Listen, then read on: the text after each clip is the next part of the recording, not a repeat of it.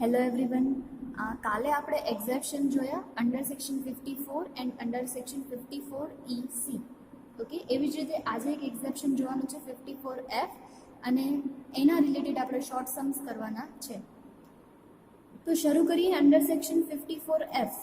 54Fના એક્ઝેપ્શનમાં આપણને શું કીધું છે? તો આપણે એમાં કરવાનું છે કે આપણે શું કરશું, કેપિટલ અસેટ, કોઈ પણ લોંગ ટર્મ કેપિટલ અસેટ એ સેલ કરશું.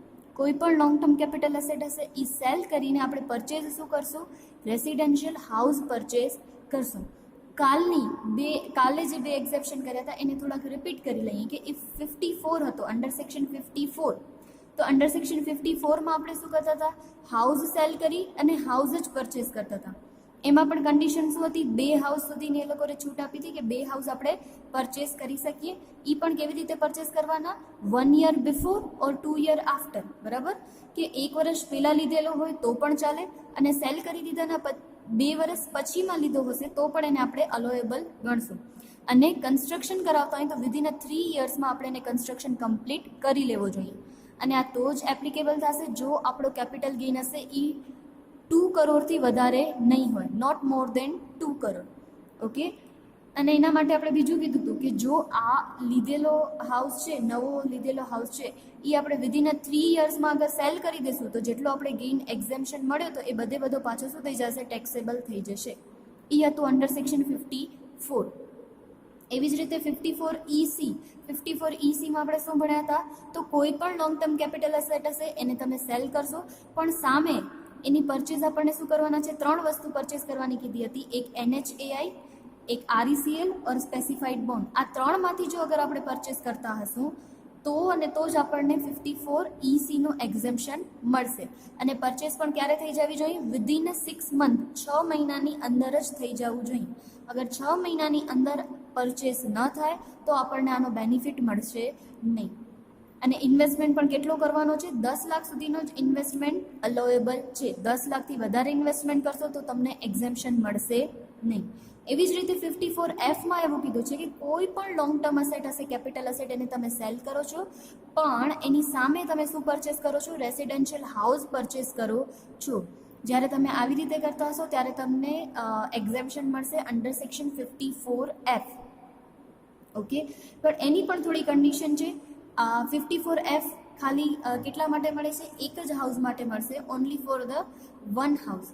એમાં 2 હાઉસ અલોએબલ નથી, only for the 1 house. Okay, એમાં પણ સેમ કન્ડિશન છે, સેલ કર્યાના 1 year પહેલાં અથવા તો 2 વર્ષ પછીમાં નવો હાઉસ આપણે પરચેસ કરી લેવાનો છે. અગર કન્સ્ટ્રક્શન કરતા હોઈએ તો 3 વર્ષનો ટાઈમ પીરિયડ મળશે. અને સાથે આપણને એમ પણ કીધું છે કે જો does not own more than 1 residential house, એકથી વધારે રેસિડેન્શિયલ હાઉસ હોવા જોઈએ નહીં. અને બીજી યાદ રાખવાનું છે કે અગર આ નવો પરચેસ કરેલો હાઉસ છે એ આપણે 3 વર્ષની અંદર અગર વેચી દઈશું તો આપણે બધો ફરીથી ટેક્સેબલ ગેઇન, જે કેપિટલ ગેઇન આપણને એક્ઝેમ્પ્ટ મળે તો એ બધો ટેક્સેબલ થઈ જશે.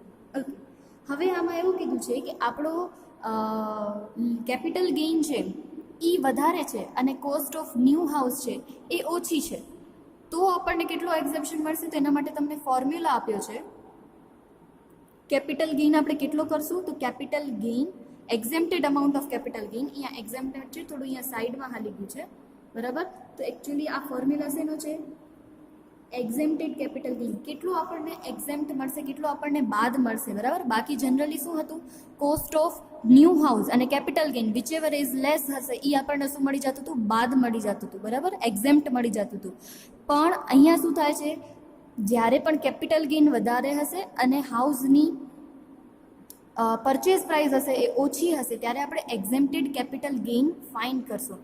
એના માટે આપણને ફોર્મ્યુલા આપેલો છે, amount invested in new house, જેટલી આપણે ઇન્વેસ્ટ કરીએ છીએ એ multiply by total long term capital gain, આપણને જેટલો પણ લોંગ ટર્મ કેપિટલ ગેઇન થયો છે એ divided by net consideration of the asset sold. Net consideration of the asset sold મેં તમને કાલે કેલ્ક્યુલેશન માટેનો જે ફોર્મેટ બતાવ્યો તો એમાં આપણે કરતા હતા સેલ, એનામાંથી કોઈ પણ અગર એક્સપેન્સ હોય એ માઇનસ કરી નાખવાના. Cell related transfer fee payment કરી છે અથવા તો બ્રોકરેજ ફી પેમેન્ટ કરી છે સેલ માટે, તો સેલ રિલેટેડ જેટલા પણ એક્સપેન્સ હશે એ માઇનસ કરી નાખશો એટલે આપણને મળી જશે net consideration of asset sold.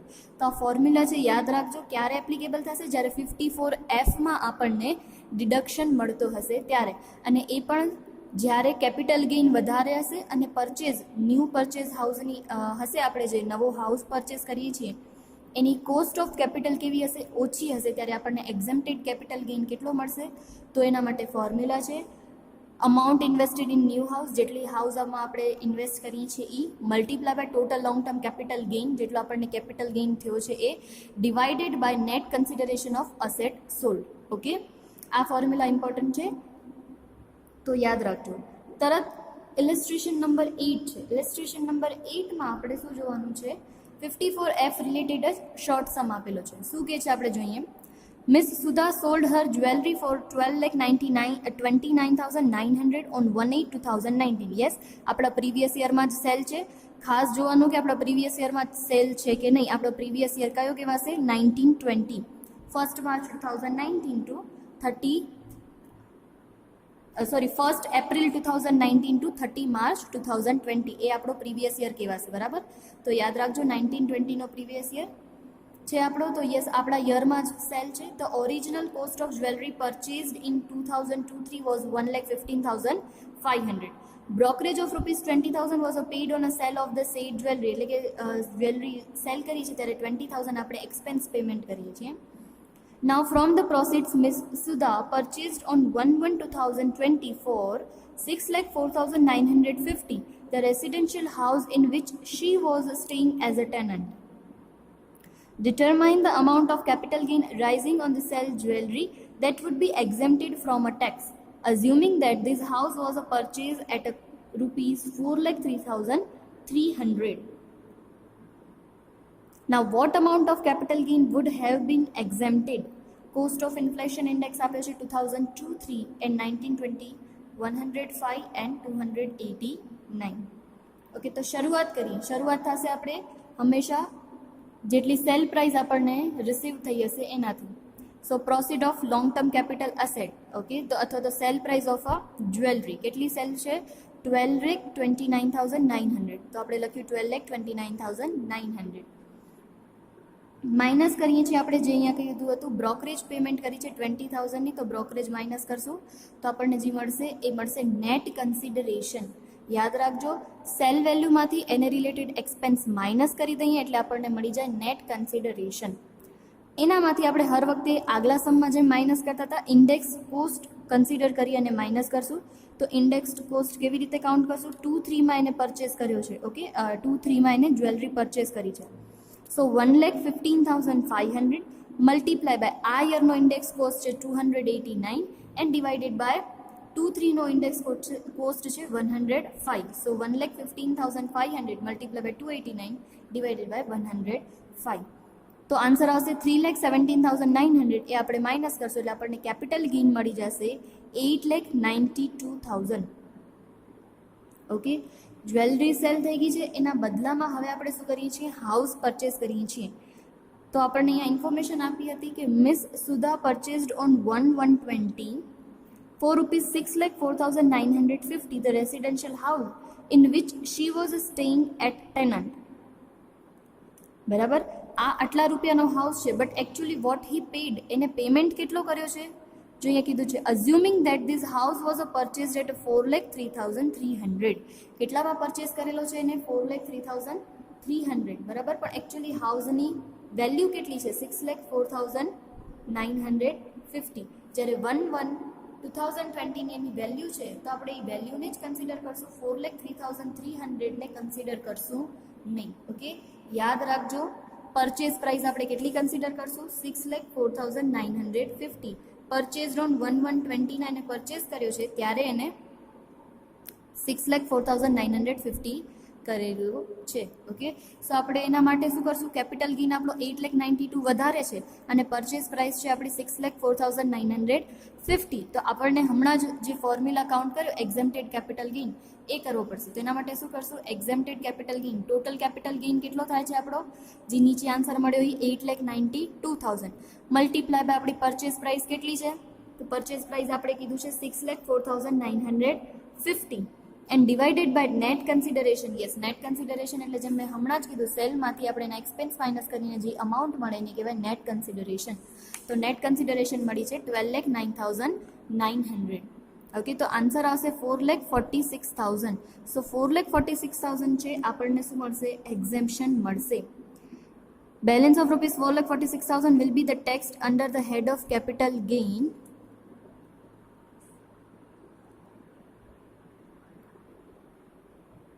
તો આપણને એક્ઝેમ્પ્ટેડ અમાઉન્ટ મળે છે 4,46,000. સો 8,92,000 આપણો કેપિટલ ગેઇન હતો, બરાબર. એનામાંથી આપણે અંડર સેક્શન 54F નો 4,46,000 કેપિટલ ગેઇન છે, એક્ઝેમ્પ્ટેડ કેપિટલ ગેઇન માઇનસ કરશું એટલે આપણને ટેક્સેબલ કેપિટલ ગેઇન મળી જશે 4,46,000. ઓકે, નીચે અહીંયા કને એક લાઈન લખેલી છે, તમને હર વખતે યાદ રાખવાનું છે કે અગર બે પરચેસ પ્રાઇસ આપે છે કે 1,120 એ લોકો અહીંયા કીધું તો 6,04,950 અને 4,03,300. ઓકે, જેટલા રૂપિયાનો હોય આ વિચેવર ઇઝ મોર, હંમેશા જનરલી એવું જ કરતા હોય કે બંનેમાંથી જેની પ્રાઇસ વધારે હોય એ જ કન્સિડર કરે તો એ લોકોને એક્ઝેમ્પશન પણ વધારે મળે. તો તમે શું કરશો? બંને મેથડથી ગણી આવવાનું. જ્યારે કોઈ ક્લેરિફિકેશન ન કરે, બરાબર, ત્યારે આપણે હંમેશા બંને મેથડથી ગણીને આવવાનું. ફર્સ્ટ આપણે મેથડ ગણીએ, એમાં આપણે પરચેસ પ્રાઇસ કેટલી લીધી હતી? 6,04,950. એના પછી તરત નીચે એ લોકોએ ફરીથી બીજી કેલ્ક્યુલેશન પણ કરીને આપી છે કે અગર એકચ્યુઅલી આ હાઉસ ખરીદ્યો છે, બરાબર, if the house is a bought for 4,03,300, અગર 4,03,300 એકચ્યુઅલમાં પરચેસ કર્યો છે એટલા રૂપિયા પેમેન્ટ કરીને, તો એને કેટલા એક્ઝેમ્પશન મળશે? તો 2,97,300. જેમ આપણે આ સમમાં અહીંયા પરચેસ પ્રાઇસ 6,04,950 લીધી, એના બદલે હવે લેશું 4,03,300. તો આપણી એક્ઝેમ્પ્ટેડ અમાઉન્ટ છે એ ઘટી જશે અને ટેક્સેબલ અમાઉન્ટ છે એ વધી જશે. જનરલી વિચેવર ઇઝ મોર હોય એ જ લેતા હોય છે, બરાબર. પણ આપણને બે મેથડથી ગણી આવવાનું કે ફર્સ્ટ ટાઈમ એ લોકોએ આ પરચેસ કર્યો હોય, પરચેસ પ્રાઇસ 6,04,950 હોય તો કેટલો એક્ઝેમ્પશન મળે ને કેટલો ટેક્સેબલ થાય. એવી જ રીતે 4,03,300 હવે એને એકચ્યુઅલ પેમેન્ટ કર્યો છે તો એને કેટલો એક્ઝેમ્પ્ટ મળશે અને કેટલો ટેક્સેબલ રહેશે. ઓકે, એના પછી છે યસ, આ મોસ્ટ ઇમ્પોર્ટન્ટ પાર્ટ છે. તમને નેક્સ્ટ પેજ ઉપર 116 ઉપર આપેલું છે કે set of or carry forward of capital loss. કઈ લોસને આપણે કોના સામે સેટ ઓફ કરી શકીએ અને કઈ લોસને આપણે કેરી ફોરવર્ડ કરી શકીએ એની ઇન્ફોર્મેશન આપેલી છે. તો જોઈએ, સૌથી પહેલાં એ લોકોએ કીધું છે short term capital loss. Wordings એકદમ પરફેક્ટલી વાંચજો અને યાદ પણ રાખજો. Current years short term capital loss can be set of against any capital gain. એનો મતલબ એમ થાય છે કે જો આ વર્ષે કોઈ પણ શોર્ટ ટર્મ કેપિટલ લોસ થયો હોય તો આપણે એને કોઈ પણ કેપિટલ ગેઇન સામે શું કરી શકીએ? સેટ ઓફ કરી શકીએ. સેટ ઓફ કરી શકીએ એનો મતલબ શું થાય છે કે અગર લોંગ ટર્મ કેપિટલ ગેઇન હશે તો આપણે એની સામે એને માઇનસ આપણે લઈ શકશું, એને સેટ ઓફ કર્યું કહેવાય, બરાબર. પણ હંમેશા યાદ રાખવાનું, શોર્ટ ટર્મ કેપિટલ લોસ છે એ કેપિટલ ગેઇન સામે જ સેટ ઓફ થઈ શકે. કોઈ બીજા હેડની ઇન્કમ હોય, જેમ કે સેલેરીમાંથી ઇન્કમ હોય, પ્રોફિટમાંથી આપણો પ્રોફિટ ઓફ બિઝનેસ એન્ડ પ્રોફેશનમાંથી ઇન્કમ હશે તો એની સામે સેટ ઓફ ન થઈ શકે. સેટ ઓફ કોની સામે થઈ શકશે? Another capital gain. બીજા કોઈ પણ કેપિટલ ગેઇન હશે તો બીજા કેપિટલ ગેઇનમાં કોણ આવે? તો લોંગ ટર્મ કેપિટલ ગેઇન. તો શોર્ટ ટર્મ કેપિટલ ગેઇન છે એ લોંગ ટર્મ કેપિટલ ગેઇન સામે સેટ ઓફ થઈ શકશે. Second, long term capital loss હશે, બરાબર. તો લોંગ ટર્મ કેપિટલ લોસ હંમેશા સેટ ઓફ કોના સામે થશે? લોંગ ટર્મ કેપિટલ ગેઇન સામે જ થાય. લોંગ ટર્મ કેપિટલ લોસ છે એ ક્યારે પણ શોર્ટ ટર્મ કેપિટલના ગેઇન સામે સેટ ઓફ ન થઈ શકે, બરાબર. અગર આ વર્ષે આપણી લોંગ ટર્મ કેપિટલ એટલો નથી આપણા પાસે ગેઇન કે લોસને સેટ ઓફ કરી શકીએ તો આપણે મેક્ઝિમમ 8 વર્ષ સુધી આપણે કેરી ફોરવર્ડ કરી શકીએ, જ્યાં સુધી આપણને મતલબ કે capital gain, long term capital gain ન થાય ત્યાં સુધી આપણે લોંગ ટર્મ કેપિટલ લોસને સેટ ઓફ કરી ન શકીએ. અને આપણે કેટલા ટાઈમ માટે કેરી ફોરવર્ડ કરી શકીએ? For the 8 years. ઓકે, 8 વર્ષમાં જો આપણને બીજો કોઈ પણ કેપિટલ ગેઇન ન થાય તો પછી આપણને એ લોસ સેટ ઓફ કરવા મળે નહીં.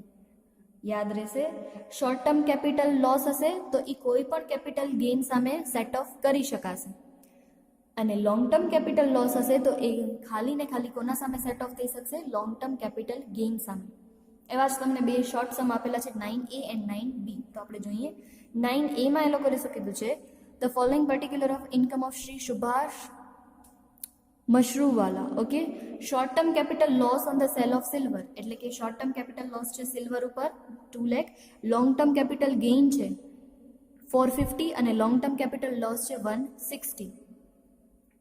તો શોર્ટ ટર્મને પહેલાં અલગ રાખી દેવાનું કે શોર્ટ ટર્મ કેપિટલ લોસ કેટલો છે. Short term capital loss of a silver -2 lakh, loss છે એટલે એને -2 લાખ લખ્યું. લોંગ ટર્મમાં ગેઇન પણ છે અને લોસ છે, તો લોંગ ટર્મ લોસ છે એને લોંગ ટર્મ કેપિટલ ગેઇન સામે સેટ ઓફ કરી શકીએ. સેટ ઓફ કરી શકીએ એટલે એનામાંથી માઇનસ કરી નાખવાનું ગેઇનમાંથી, એટલે આપણો ગેઇન શું આવે, ઓછો આવે અને આપણને ટેક્સ પણ ઓછો પે કરવો પડે. તો આમાં પણ એમ જ કરવાનું છે કે 450 ગેઇન છે જ્યારે 160 લોસ છે, તો આ શું કર્યું, 450 માંથી 160 લોસ છે એને આપણે સેટ ઓફ કરી દીધી, એટલે આપણો ગેઇન ઓછો થઈ ગયો. કેટલો થઈ ગયો, 2,90,000. હવે હમણાં જ આપણે જોયું કે શોર્ટ ટર્મ કેપિટલ લોસ હોય, શોર્ટ ટર્મ કેપિટલ લોસ એ લોંગ ટર્મ કેપિટલ ગેઇન સામે પણ સેટ ઓફ થઈ શકે અને શોર્ટ ટર્મ કેપિટલ ગેઇન સામે પણ સેટ ઓફ થઈ શકે. શોર્ટ ટર્મ કેપિટલ લોસ પાસે બે ઓપ્શન ખુલ્લા છે, બરાબર. શોર્ટ ટર્મમાં પણ એ સેટ ઓફ થઈ શકે અને લોંગ ટર્મ કેપિટલ ગેઇનમાં પણ સેટ ઓફ થઈ શકે. તો 290 આપણો લોંગ ટર્મ ગેઇન છે, એનામાંથી 2 lakh short term capital loss આપણે માઇનસ કરી દઈશું, એટલે ટોટલ ટેક્સેબલ કેપિટલ ગેઇન આપણો કેટલો આવશે, ઓનલી એન્ડ ઓનલી 9 લાખ જ આવશે. ક્લિયર છે.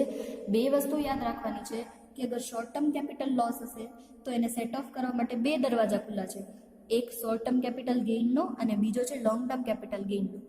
પણ લોંગ ટર્મ કેપિટલ લોસ હશે તો લોંગ ટર્મ કેપિટલ લોસ પાસે એક જ દરવાજો ખુલ્લો છે, એ છે લોંગ ટર્મ કેપિટલ ગેઇન. અગર લોંગ ટર્મ કેપિટલ ગેઇન હશે તો જ આપણે એને સેટ ઓફ કરી શકશું લોસને, અધરવાઇઝ નહીં. અગર આ વર્ષે સેટ ઓફ નથી થતી તો આપણે એને કેરી ફોરવર્ડ કરી શકીએ ફોર ધ નેક્સ્ટ 8 years. 8 વર્ષ માટે આપણે એને કેરી ફોરવર્ડ કરી શકીએ છીએ. ઓકે, 9B એવો જ સમ છે. આપણને 3 વ્યક્તિ આપેલા છે, મનોજ, શુરભી એન્ડ પલ્લવ. શું આપેલું છે, શોર્ટ ટર્મ અને લોંગ ટર્મ, એ લોકો બંને પાર્ટ કરીને જ આપ્યા છે, બરાબર. બંનેમાં બધામાં short term long term, short term long term એવી રીતે છે. હવે આપણે મેઇન નહીં જોવાનું છે, શોર્ટ ટર્મમાં એને 4 લાખનો ઇન્કમ થઈ, સામે 1 લાખની એને શું થયો, લોસ થયો. તો અહીંયા જે લોકો સેટ ઓફ કરીને 3 લાખનો શું થયો, આપણને શોર્ટ ટર્મ કેપિટલ ગેઇન થયો. જ્યારે લોંગ ટર્મમાં શું થાય છે, 5 લાખ ફાયદો છે અને જે માઇનસમાં આપેલો છે એ લોસ છે. તો લોંગ ટર્મ છે એ લોંગ ટર્મ સામે જ સેટ ઓફ થઈ શકશે. તો 5 લાખમાંથી 420 માઇનસ કરે એટલે 80,000 આપણને લોંગ ટર્મ કેપિટલ ગેઇન મળ્યું. સો શોર્ટ ટર્મ કેપિટલ ગેઇન અને લોંગ ટર્મ કેપિટલ ગેઇન બંનેનો પ્લસ કરી દઈશું આપણને, એટલે મનોજની ટોટલ કેપિટલ ટેક્સેબલ ગેઇન કેટલો મળશે, કેપિટલ ગેઇન 3,80,000. એવી રીતે શુરભીની વાત કરીએ તો શુરભીમાં શોર્ટ ટર્મ એને ફાયદો છે 250 benefit and short term capital loss કેટલી છે 290. તો પહેલાં હંમેશા યાદ રાખવાનું, શોર્ટ ટર્મ પહેલાં પોતાના જ ભાઈબંધ સાથે શું થાય, સેટ ઓફ કરી લેશે. એટલે શોર્ટ ટર્મ સાથે સેટ ઓફ કર્યો તો પણ હજી શોર્ટ ટર્મ કેપિટલ લોસ આવે છે 40,000ની. ઓકે, એના પછી લોંગ ટર્મની વાત કરીએ તો લોંગ ટર્મમાં ગેઇન છે 150 અને લોંગ ટર્મની લોસ છે 35. લોંગ ટર્મની લોસ એ લોંગ ટર્મ કેપિટલ ગેઇન સામે જ સેટ ઓફ થઈ શકે, એટલે ગેઇન વધારે છે એટલે આપણે અહીંયા સેટ ઓફ કર્યું એટલે આપણને લોંગ ટર્મ કેપિટલ ગેઇન મળ્યું 1,15,000. શોર્ટ ટર્મમાં શું છે, લોસ છે. તો શોર્ટ ટર્મ કેપિટલ લોસ માટે બે ઓપ્શન હોય, શોર્ટ ટર્મમાં જ આપણે કમ્પ્લીટ કરી શકીએ અને લોંગ ટર્મમાં. તો શોર્ટ ટર્મમાં કમ્પ્લીટ કર્યા પછી પણ 40,000 હજી લોસ આવે છે, તો આપણે એને લોંગ ટર્મમાંથી માઇનસ કરાવી શકશું. એટલે 150 માઇનસ 40,000 એટલે આપણને આન્સર મળશે 75,000. ઓકે, અને લાસ્ટ પલ્લવ છે. પલ્લવમાં શું થાય છે, શોર્ટ ટર્મ 2 લાખ ગેઇન છે અને માઇનસ 50,000 શોર્ટ ટર્મ લોસ છે. તો શોર્ટ ટર્મ ગેઇન સામે short term loss set of કર્યો એટલે આપણને આન્સર મળ્યો 150. આ છે શોર્ટ ટર્મ કેપિટલ ગેઇન. જ્યારે લોંગ ટર્મ કેપિટલની વાત કરીએ તો લોંગ ટર્મમાં 390 એ લોકોને ગેઇન છે અને માઇનસ 450 શું છે, લોસ છે. તો એની નેટ આન્સર આવે છે -60, એટલે લોંગ ટર્મ કેપિટલ લોસ 60,000. હવે આપણે જેમ હમણાં વાત કરીએ એમ કે લોંગ ટર્મ કેપિટલ લોસ હોય એ ખાલી લોંગ ટર્મ કેપિટલ ગેઇન સામે જ સેટ ઓફ થઈ શકે, બરાબર. શોર્ટ ટર્મ કેપિટલ ગેઇન સામે સેટ ઓફ થઈ શકે નહીં, એટલે આપણે ભૂલથી આમ નહીં કરવાનું કે 150 માઇનસ 60. ઓકે, તો 70,000 છે, હવે આપણને ટેક્સેબલ 80,000 છે, આપણે ટેક્સેબલ કરવા પડશે, એ થઈ શકે નહીં. તો આપણે શું કરશું, તો એનો ટેક્સેબલ કેપિટલ ગેઇન 150 અને 60,000 છે લોસ છે એને આપણે 8 યર સુધી શું કરી શકશું, કેરી ફોરવર્ડ કરી શકશું, બરાબર છે. તો ટેક્સેબલ એનો કેપિટલ ગેઇન આવશે 150 અને 60,000 છે આપણે નેક્સ્ટ 8 યર માટે કેરી ફોરવર્ડ કરશું. ક્લિયર છે. તો આ શોર્ટ સમ છે કે આપણને કોના સામે કોની સેટ ઓફ કરવાની, બરાબર. અગર તમને ન સમજાણું હોય તો અહીંયા કને હું લખીને તમને એકવાર સમજાવી દઉં. શોર્ટ ટર્મ કેપિટલ લોસ હશે બરાબર. તો એના પાસે બે ઓપ્શન છે, યા તો એ શોર્ટ ટર્મ કેપિટલ ગેઇન સામે સેટ ઓફ થઈ શકશે, યા તો એ લોંગ ટર્મ કેપિટલ ગેઇન સામે સેટ ઓફ થઈ શકશે. બરાબર.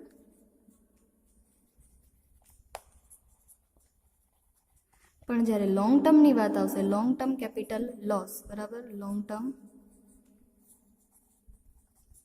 કેપિટલ લોસ હશે તો એ ખાલી શું થશે, લોંગ ટર્મ કેપિટલ ગેઇન હશે,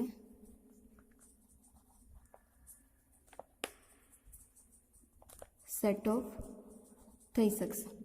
અગર લોંગ ટર્મ કેપિટલ નથી, ઓકે, તો આપણે શું કરશું, 8 યર સુધી એને કેરી ફોરવર્ડ કરી શકશું.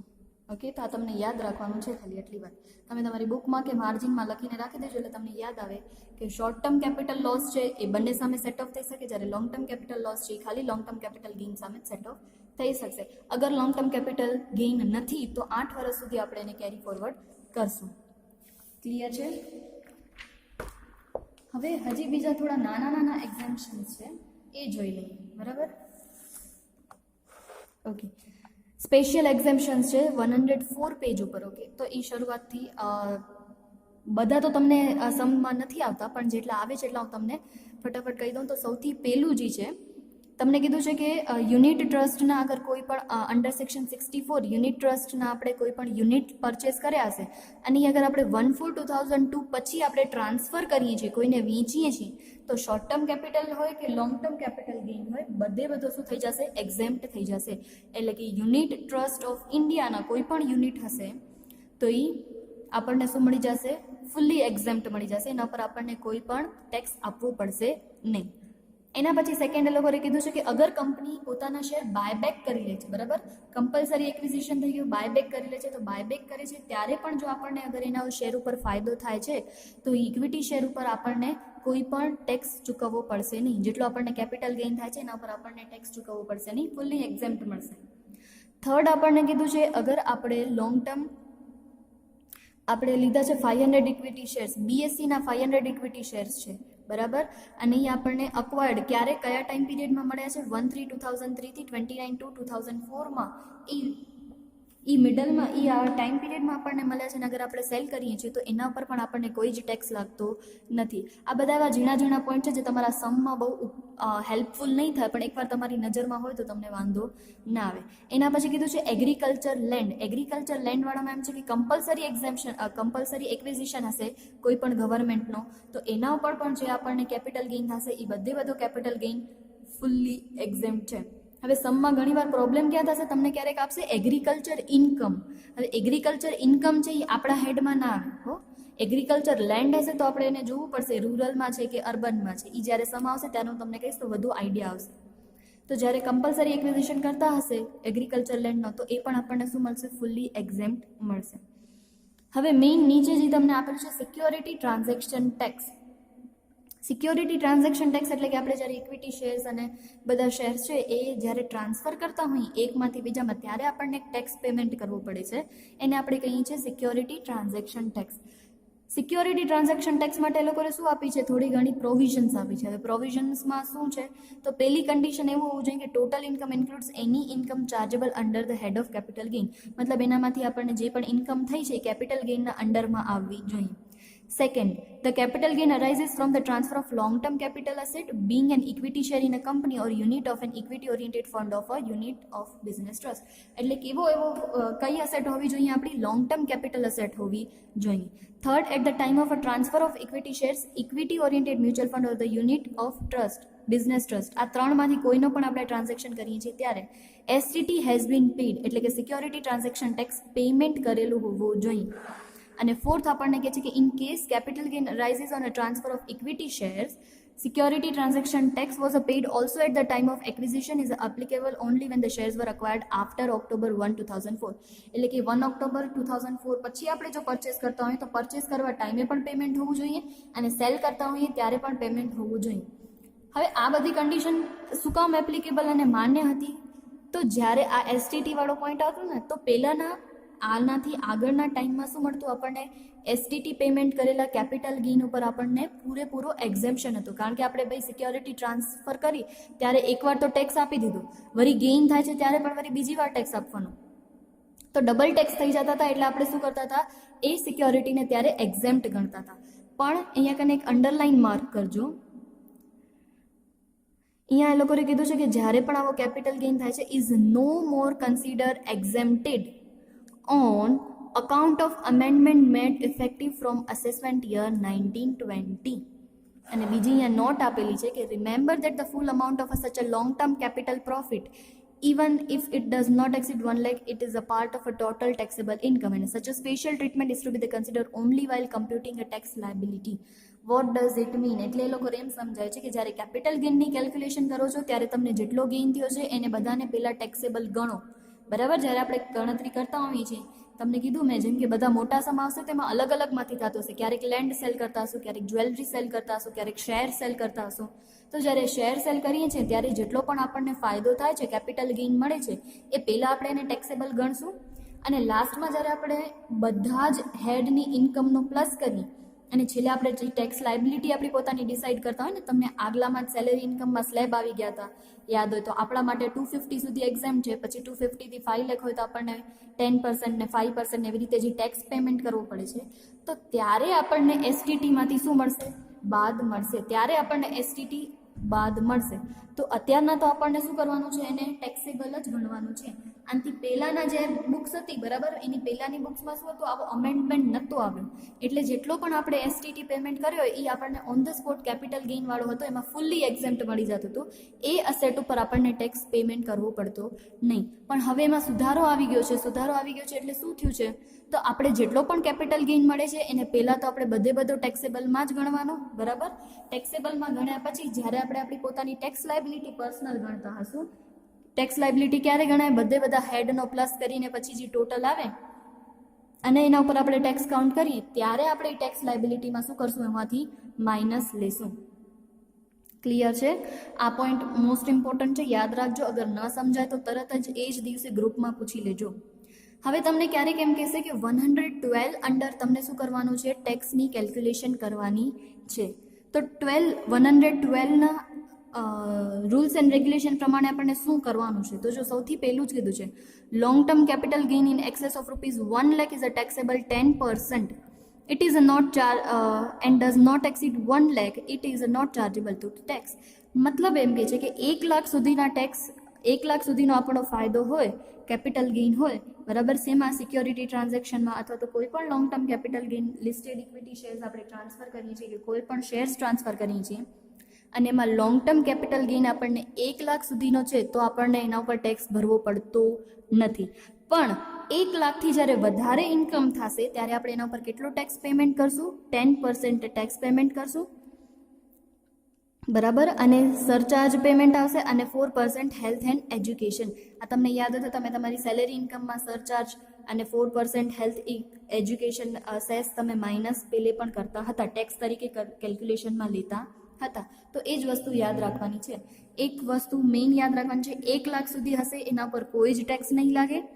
1 લાખથી જેવી ઇન્કમ વધશે આપણી long term capital income gain, બરાબર, પણ એ પણ શેની, ટ્રાન્ઝેક્શનની, શેરના ટ્રાન્ઝેક્શન હોય, બરાબર, યુનિટ ટ્રસ્ટના ટ્રાન્ઝેક્શન હશે કે એવા કોઈ પણ ટ્રાન્ઝેક્શન હશે તો જ આ એપ્લિકેબલ થશે. તો એવો જ તમને એક શોર્ટ સમ ઇલસ્ટ્રેશન 4a આપી દીધું છે કે શ્રી ખુરાના 65 યર્સ, હવે 65 એટલે આપણને સમજી જવાનું કે આ કેવા છે, સિનિયર સિટીઝન છે, is a resident individual, he has a provided the following detail of his income for the assessment year 2021. Long term capital gain on transfer of listed security shares. હવે લોકોએ કીધું છે કે આપણે કયા પેરામીટર્સ પ્રમાણે count કરવાનું છે, 112A મુજબ. એન્ડ અધર ટેક્સેબલ ઇન્કમ એટલે કે અધર હેડમાંથી આપણને ઇન્કમ થઈ છે 2,40,000. You are required to calculate his a tax liability. હવે તમે નીચે વાંચશો તો તમને ઘણી બધી કથા કરી છે, એમાં તમને અડધી વસ્તુ તો સમજાવવાની પણ નથી. હવે આપણને કીધું જ છે જે લોંગ ટર્મ કેપિટલ ગેઇન છે એના પર તો તમને શું કરવાનું છે, 112A મુજબ જ કેલ્ક્યુલેશન કરવાની છે. તો સૌથી પહેલાં આપણે અધર ઇન્કમ માટે જોઈ લઈએ. અધર ઇન્કમ આપણી કેટલી છે, 2,40,000 આપણી ઇન્કમ છે. પણ તમને ખબર છે સિનિયર સિટીઝનમાં અપ ટુ 3 લાખ શું મળે છે આપણને, એક્ઝેમ્પ મળે છે, એના ઉપર તો કોઈ ટેક્સ મળતો જ નથી. ઓકે, તો as a senior citizen, A senior citizen છે એટલે એની 3 લાખ સુધીની તો શું છે, એને કોઈ જ ટેક્સ ભરવો પડતો નથી. મતલબ કે અહીંયા કને 60,000 છે એ તો એની શું બચે છે, આ લિમિટમાં પણ એક્સેસ છે, બરાબર. 3 લાખ સુધી એને કોઈ ટેક્સ ન પડે, પણ એની આવક જ બિચારાની 2,40,000 છે, એટલે કે 60,000 એનો હજી ફાયદો બચે છે. તો આ ફાયદો આપણે ક્યાં લેશું, કારણ કે લોંગ ટર્મ કેપિટલ ગેઇન છે, બરાબર આપણા પાસે. તો લોંગ ટર્મ કેપિટલ ગેઇન આપણને કેટલો આપેલો છે, 8,60,000 આપેલો છે. અને આપણો જે બેનિફિટ અહીંયા કને બાકી પડ્યો છે એ બેનિફિટ આપણે પહેલાં લેશું, બરાબર. કેટલો લેશું, 60,000નો. એટલે હવે આપણી ટોટલ લોંગ ટર્મ કેપિટલ ગેઇનની ઇન્કમ કેટલી થશે, 8 લાખ થશે. હવે 8 લાખમાં પણ આપણને શું કરવાનું છે, 112A ના પેરામીટર્સ પ્રમાણે કરવાનું છે. તો 8 લાખમાં આપણને પાર્ટ પાડી નાખીએ. 1 લાખ સુધી તો આપણને શું પડે છે, નો ટેક્સ, બરાબર. કોઈ ટેક્સ પેમેન્ટ કરવો પડતો નથી, જેમ આપણે 3 લાખ સુધીમાં કોઈ જ ટેક્સ નથી પેમેન્ટ કરવો પડતો, એવી જ રીતે. તો બાકી વધે આપણા હવે 7 લાખ. તો 7 લાખ ઉપર શું થશે, 10% ટેક્સ પડશે, એટલે 70,000. અને પછી 70,000ના 4% એટલે 2,800. સો આન્સર ઇઝ 72,800. એને ટોટલ ટેક્સ પેમેન્ટ કરવો પડશે. ક્લિયર છે? મેં થોડું ઇઝી વેમાં લખ્યું છે, તમને સમજાય એવી રીતે કે આપણે શું કરીએ છીએ. સૌથી પહેલાં એ સિનિયર સિટીઝન છે એટલે આપણને યાદ આવવું જ જોઈએ કે 3 લાખ સુધી છે એને શું છે, એક્ઝેમ્પશન છે, નો ટેક્સ, બરાબર. 3 લાખ સુધી એને કોઈ ટેક્સ પડતો નથી. હવે એમાંથી 240 તો એની અધર ઇન્કમ છે, એટલે 60,000 આપણે અહીંયા કને બચે છે. અને 60,000માંથી પણ આપણે શું કરશું, આગળનો જે 60,000 બેનિફિટ છે અહીંયાથી માઇનસ લઈ લઈશું, એટલે આપણે આન્સર મળશે 8 લાખ. 8 લાખના પાર્ટ પાડી દઈશું, કારણ કે 1 લાખ સુધી છે એ કોઈ જ ટેક્સ આપણને પેમેન્ટ કરવાનો હોતો નથી. તો બાકી બચ્યા 7 લાખ. તો 7 લાખના 10% 70,000 અને 4% એનો એજ્યુકેશન એન્ડ હેલ્થ સેસ, એટલે 2,800. સો આન્સર ઇઝ 72,800. ક્લિયર છે? ઓકે. એના પછી એક શોર્ટ સમ છે, ઇલિસ્ટ્રેશન 4B.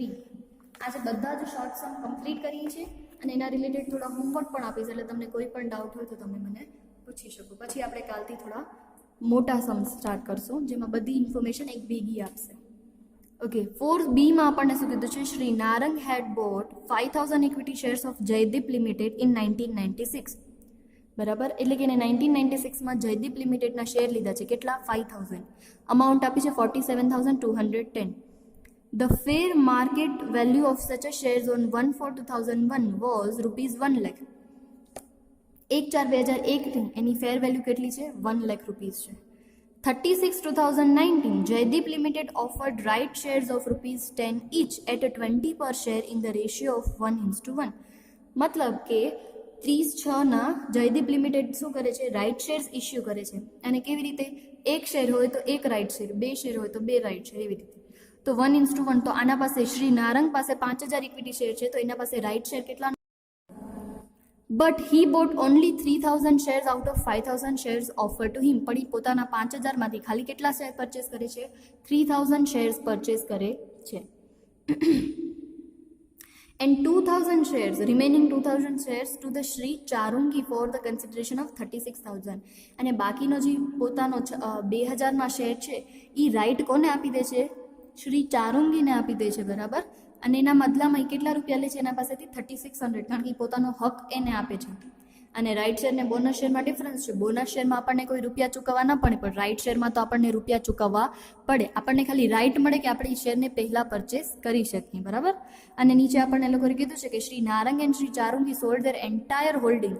બંને જણા પોતાની બધી જ બધું હોલ્ડિંગ શું કરી નાખે છે, સેલ કરી નાખે છે એટ 120 પર શેર. તમને ઇન્ડેક્સના યર આપી દીધા છે, બરાબર, ઇન્ડેક્સ આપી દીધો છે. અને તમને કીધું છે બંનેના પોઈન્ટ ઓફ વ્યૂથી કાઉન્ટ કરવાનું છે. શ્રી નારંગને પણ કાઉન્ટ કરો અને શ્રી ચારુંગીને પણ કાઉન્ટ કરો. તો પહેલાં નારંગને કાઉન્ટ કરીએ, બરાબર. નારંગ પાસે ટોટલ શેર કેટલા છે, કેટલા શેર એ વેચી દે છે, બરાબર. આપણે બે વસ્તુને અલગ અલગ કન્સિડર કરશું, કારણ કે એક છે એ રાઇટ શેર છે અને એની ડેટ અલગ છે, અને હજી 5,000 શેર આપણા પાસે પહેલાં પડ્યા હતા એની પરચેસ ડેટ પણ અલગ છે. એટલે આપણે બે ઇન્ફોર્મેશનને અલગ અલગ કરશું. સૌથી પહેલાં આપણા પાસે જે ઓરિજિનલ શેર હતા એનો કાઉન્ટ કરશું. તો સેલ પ્રાઇસ 5,000 આપણા છે અને 120માં, કારણ કે બધા શેર વેચવા શેમાંના છે, 120માં. એટલે 5,000 × 120 એટલે ટોટલ આન્સર આવે 6 લાખ. એના પછી આ લોંગ ટર્મ કેપિટલ છે. લોંગ ટર્મ કેપિટલમાં જ આપણે શું કરીએ છીએ, ઇન્ડેક્સ્ડ કોસ્ટ કાઉન્ટ કરીએ છીએ. તો ઇન્ડેક્સ કોસ્ટ કાઉન્ટ કરવા માટે શું કરશું, તો 1996માં પરચેસ કર્યા ત્યારે એના હતો 47,210 અને એની 1/4/2001ની ફેર વેલ્યુ છે 1 લાખ. તો વિચ એવર ઇઝ મોર, તો 1 લાખ વધારે છે તો આપણે 1 લાખ કન્સિડર કરશું. 1 લાખ મલ્ટીપ્લાય બાય આ યરનો આપણો ઇન્ડેક્સ કોસ્ટ છે 289 and divided by base year 100. Okay, so આપણને માઇનસ ઇન્ડેક્સ કોસ્ટ કરીને આન્સર આવશે લોંગ ટર્મ કેપિટલ પ્રોફિટ 3,11,000. આ વાત કરી આપણા મેઇન શેર છે એની. યાદ રાખજો, નારંગ પાસે બે ટાઈપના શેર છે. એક 5,000 છે, એ એના ઓરિજિનલ છે, અને બીજા 3,000 એને લીધા છે, એ રાઇટ શેર છે. યસ, તો 5,000ની ઇન્ફોર્મેશન કમ્પ્લીટ. હવે 3,000 માટે કરી. તો 3,000 શેર્સ એને પરચેસ કરવા માટે રૂપિયા કેટલા પે કર્યા હતા, 20 રૂપિયા પેમેન્ટ કર્યા હતા. ભલે હતો 10 રૂપિયાનો, પણ કંપની પોતાની ફેસ વેલ્યુ કરતાં વધારે રૂપિયામાં બહાર પાડી શકી, એટલે એને 20 રૂપિયામાં પેમેન્ટ કર્યું હતું, બરાબર. તો 20 રૂપિયામાં પેમેન્ટ 3,000 પહેલાં વેચે છે 120થી, તો સેલ વેલ્યુ 3,000 ઇન્ટુ 120 એટલે 360. હવે આ શેર પરચેસ કરવા માટે એને કેટલા રૂપિયા આપવા પડ્યા હતા, ખાલી 20 રૂપીઝ આપવા પડ્યા હતા. તો 3,000 ઇન્ટુ 20 60,000 આપણો શું છે એના માટેનો એક્સપેન્સ છે. એટલે બાકીનો શોર્ટ ટર્મ કેપિટલ ગેઇન મળ્યો આપણને 3 લાખ. શોર્ટ ટર્મ શું કામ થયો, કારણ કે ક્યારેય રાઇટ શેર ઇસ્યુ કર્યા છે 36/2019ના, તો લેસ દેન 12 મંથ છે. તો 12 મહિનાથી ઓછા મહિનામાં જ્યારે આપણે સેલ કરી દેતા હોઈએ ત્યારે આપણે એને શું કરીએ છીએ, શોર્ટ ટર્મ કેપિટલ અસેટ ગણીએ છીએ. અને શોર્ટ ટર્મ કેપિટલ અસેટ આપણને ફાયદો થાય અને શોર્ટ ટર્મ કેપિટલ ગેઇન કહેવાય. એના પછી અહીંયા 36,000 એટલે કે જે બીજા 2,000 શેર હતા એના ઉપર એને પોતાનો રાઇટ એન્ટાઇટલમેન્ટ એટલે કે જે પોતાનો રાઇટ બીજાને આપી દીધો, કોને, ચારુંગીને. એના માટે પણ એને 36,000 રૂપીઝ મળે છે. તો એ પણ 36,000 કન્સિડર કરવાના. હવે આ 36,000 રૂપિયા મળ્યા એના માટે એને કાંઈ પેમેન્ટ કર્યું, તો એને કોઈ જ પ્રકારનું પેમેન્ટ કર્યું નથી. એટલે માઇનસ આપણે એનો પેમેન્ટ જે છે એ શું કરી નાખશું, નીલ, કારણ કે આ 2,000ના શેર માટે આપણે તો કાંઈ આપ્યા નથી. તો ટોટલ શોર્ટ ટર્મ કેપિટલ કેટલો થયો, 3 લાખ પ્લસ 36 એટલે 3,36,000. ઓકે, લોંગ ટર્મ કેપિટલ કેટલો થયો, 3,11,000 અને શોર્ટ ટર્મ કેટલો થયો, 3,36,000. આઈ હોપ ક્લિયર હશે. એને 5,000 રાઇટ શેર્સ મળ્યા હતા, બરાબર. એને 3,000 પોતે પરચેસ કર્યા અને 2,000 શેર છે એ કોને આપી દીધા છે, ચારુંગીને આપી દીધા છે. એટલે ચારુંગીને આપ્યા એના માટે એને કોઈ ખર્ચો નથી થતો, પણ પોતાનો રાઇટ આપ્યો એટલે એને શું મળે છે, 36,000 ઇન્કમ મળે છે, આવક મળે છે, શેરની જ છે, કારણ કે 2,000 શેર એને પોતાના આપ્યા હતા. એટલે ક્લિયર છે. નારંગમાં પેલા લોંગ ટર્મ કેપિટલ ગેઇન અને શોર્ટ ટર્મ કેપિટલ ગેઇન બંને અલગ અલગ ગણ્યા છે, કારણ કે 5,000 શેર હતા એ તો 1996માં લઈને રાખ્યા હતા, અને આજે વર્ષ 1920 એટલે કેટલા વર્ષ થઈ ગયા, 12 મહિનાથી તો વધારે જ છે, એટલે એ લોંગ ટર્મ કહેવાશે. અને અહીંયા કને 36/19ના જ રાઇટ શેર મળ્યા હતા. તો રાઇટ શેરનો ટાઈમ પીરિયડ કેવો છે, શોર્ટ ટર્મ છે, 6 મહિનાનો જ છે, બરાબર. તો આપણે એને ગણશું શોર્ટ ટર્મ કેપિટલ ગેઇન. તો શ્રી નારંગનું પતી ગયું. હવે શ્રી ચારુંગી માટે કરીએ. ચારુંગી પાસે શેર કેટલા છે, 2,000. કયા, જે નારંગી એને આપ્યા હતા એ. તો એ 2,000 શેર પોતાના સેલ કરશે. તો 2,000 ઇન્ટુ 120 2,40,000. હવે એને 36,000 કોને આપ્યા હતા, નારંગને આપ્યા હતા. તો એક તો એને 36,000 ઈ, અને બીજા શેર છે એ ફ્રી ઓફ તો મળ્યા નહીં હોય, એના માટે પણ એને શું કર્યું હશે, પેમેન્ટ કર્યું હશે. સો પેમેન્ટ કેટલાનું કર્યું હશે, 2,000 શેર ઇન્ટુ 20 એટલે ટોટલ કેટલા થશે, 40,000, બરાબર. અને બીજા 36,000 જે એને નારંગને પે કર્યા હતા, કારણ કે આ રાઇટ શેર કોના હતા, નારંગના હતા. નારંગ પાસેથી એને પરચેસ કરવા માટે 36,000 એક્સ્ટ્રા પેમેન્ટ કર્યું છે. સો 36 + 40 એટલે ટોટલ એને 2,000 શેર માટેનો એક્સપેન્સ કેટલો થયો, 76,000. ઇન્કમ થઈ 240 - 76 એટલે એનો શોર્ટ ટર્મ કેપિટલ ગેઇન થશે 1,64,000. ઓકે, આઈ હોપ સમજાઈ ગયું હશે અને આટલી વસ્તુ ક્લિયર હશે. બધા ફરીથી આટલા વિડીયો પરફેક્ટ જોઈ અને સમજી લેજો, કારણ કે એના પછીથી આપણે જ્યારે મોટા સમ સ્ટાર્ટ કરશું તો આ બધી વાત તમને એક ભેગી યાદ રાખવી પડશે. ક્લિયર છે. આજે તમે હોમવર્કમાં ટ્રાય કરશો સમ નંબર, પ્રેક્ટિકલના સમ નંબર. ઇલસ્ટ્રેશન તો બધાને ગણવાના જ છે. હોમવર્કમાં તમે પ્રેક્ટિકલનો 1, 2 અને 10A, બરાબર. આ શોર્ટ સમ જ છે, જે આપણે જેટલા ઇલસ્ટ્રેશન જોયા એના રિલેટેડ એમાંથી જ સમ છે. બાકી બીજા જે મોટા સમ્સ છે એ મેં તમને આપ્યા નથી. ઓકે, હોમવર્કમાં 1, 2 અને 10A કરવાના રહેશે. અગર કોઈ પણ ડાઉટ હોય તો તમે એ જ દિવસે મને ગ્રુપમાં પૂછી લેશો અથવા તો મને પર્સનલમાં મેસેજ કરીને પૂછી લેજો. તમારો ડાઉટ ત્યારે જ આપણે સોલ્વ કરી લેશું. ઓકે. Thank you.